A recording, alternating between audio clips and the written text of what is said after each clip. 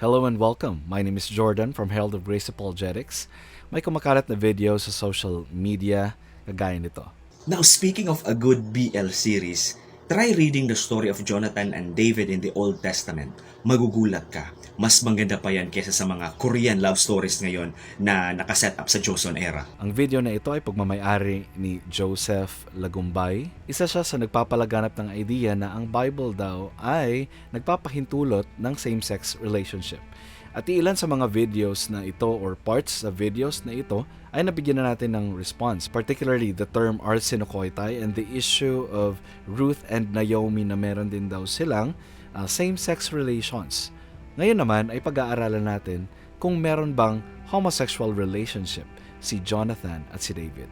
Halika, pag-aralan natin. Please subscribe and hit that notification bell so you don't miss any of our future videos. Thank you, and to God be the glory. Makikita nga natin sa 1 Samuel chapter 18 verse 1, as soon as he had finished speaking to Saul, the soul of Jonathan was knit to the soul of David, and Jonathan loved him as his own soul. Now, nagkakaroon na naman ng malicious interpretation sa term na love. Para maalis ang mga pagdududa natin sa passage na ito ay klaruhin natin once and for all. Ano ang salitang love dito sa pagkakagamit nito sa original na Hebrew? In Hebrew, ito po ay aheb sa ating interlinear. Aheb is a general Hebrew word for love. Ayon sa ating Bible survey, it occurs 210 times sa ating OT Bible, gaya na lamang sa Genesis 25:28.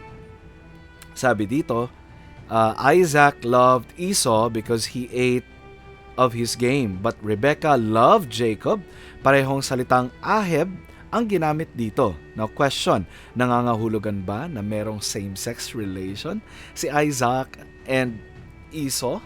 Or may sexual relationship din ba si Rebekah and Jacob dahil ginamit yung salitang love? Ngayon, i-check naman natin anong term ang ginagamit when the Bible refers to sexual relationship or activity. Ano ang ginagamit na termino ng Biblia? Sa original language pa rin, ginagamit ang salitang to know, to have relations, at ang Hebrew word naman na ginagamit or katumbas ng to know and to have relations is yada. Okay? Yada. Therefore, kung merong something sexual, ang relationship, particularly homosexual relationship, si David at si Jonathan, then the Bible could have used yada to refer to their close relationship. Gaya ng sa Genesis 19 verse 5, bring them out to us that we may know them. Genesis 19 verse 8, I have two daughters who have not known any man. So known.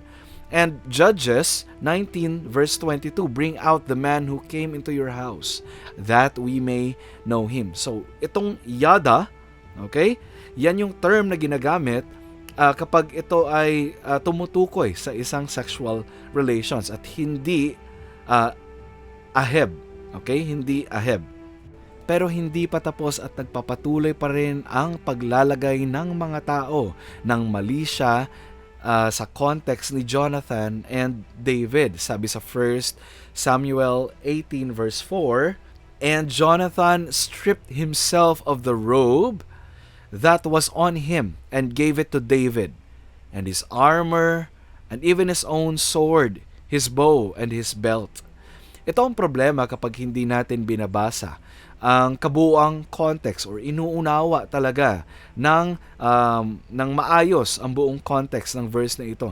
Malinaw na hindi sinabi sa Bible na and Jonathan stripped naked. Okay? So, walang sinabi sa Biblia na si Jonathan ay nag-strip naked, kundi stripped himself of minention dito kung ano ang kanyang mga hinubad. Hinubad ni Jonathan ang kanyang balabal na nakasuot sa kanya at ibinigay kay David. Ano-ano pa?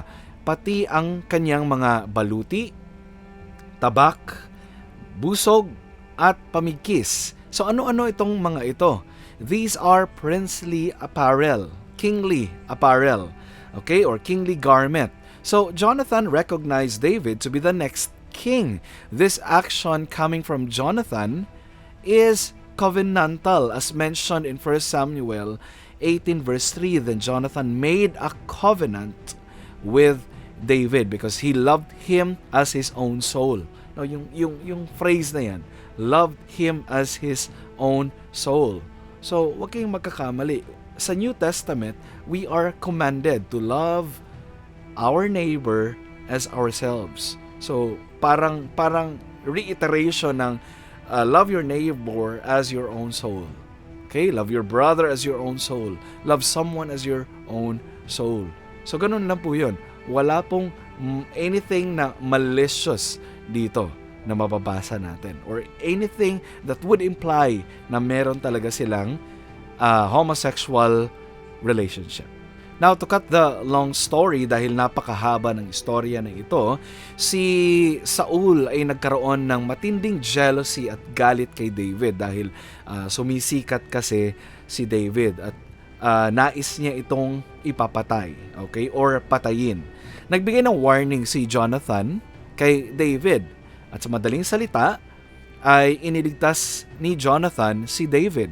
At dahil nakaligtas nga itong si David, ay nagpasalamat siya ng lubusan kay Jonathan. Sabi nga sa 1 Samuel 20 verse 21, David rose from beside the stone heap and fell on his face to the ground and bowed 3 times. Grabe yung kanyang pagpapakumbaba dahil siya ay grabe yung pasasalamat niya kay Jonathan. And they kissed one another and wept with one another. David weeping the most. Mas umiyak si David kasi grabe yung utang na loob niya dito kay Jonathan.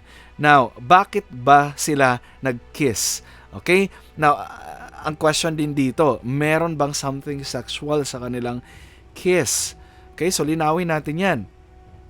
Kisses between men were also common in ancient times.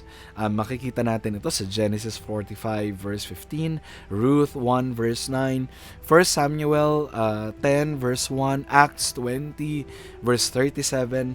And itong mga kiss na ito, there is no sign or hint of a homosexual relationship sa mga verses na ito or anything sexual sa relationship. In fact, sinabi na sa Biblia na tayo ay magbatian ng banal na halik. Okay? So, ang kiss sa kanila is very common sa kanilang era. Okay? So, talagang kailangan natin maging maingat sa pag-interpret sa scripture. And we make sure na wala tayong ilalagay na outside interpretation coming from our outside presuppositions para lang maipasok natin yung gusto nating mangyari dito sa scripture or gusto nating kalalabasan ng interpretation dito sa scripture. Now, isa pa sa kinaiiyak nito ni David ay nalulungkot ng lubusan si David because both of them will be parting ways na. It is indeed sad. So, implication, it is indeed sad kapag ikaw ay napapahiwalay sa matalik mong kaibigan. At hindi lang sila basta magkaibigan, kundi meron silang, tandaan nyo, covenant. Both of them sworn in the name of the Lord, saying sa 1 Samuel 20 verse 42, the Lord shall be between me and you, and between my offspring and your offspring forever. At dahil dumaan sa matinding pakikipaglaban si Jonathan, ay namatay. And it was only natural for a friend o isang tao na tinuturing na kapatid o higit pa ay malungkot talaga ng sobra or malulungkot talaga ng sobra. So kung meron kang kaibigan namatay, what is your reaction? 'Di ba? Syempre malulungkot ka. Kaya naman sabi sa 2 Samuel 1:26, I am distressed for you. Take note of the term, my brother Jonathan. Okay, my brother Jonathan. Very pleasant you have been to me. Napakabait mo sa akin. Your love to me was extraordinary, surpassing the love of women. Ang word again, regardless kung ginamit niya na figure of speech itong surpassing the love of women na ito, makikita pa rin natin na yung love na ginamit dito in Hebrew is the same root word na aheb. Okay, Aheb. Although kapag chinek nyo yan ay ahaba yung Hebrew dyan, pero ang root word niyan is Aheb pa rin.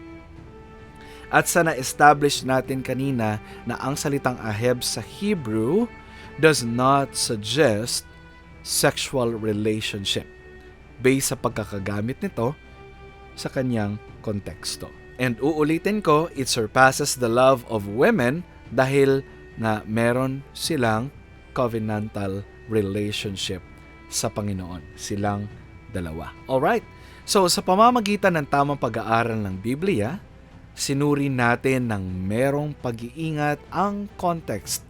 At hindi lang yon, in-examine din natin ang original language at kung paano ito ginamit. Ay napatunayan natin na walang homosexual relationship sina Jonathan at David. Maraming salamat.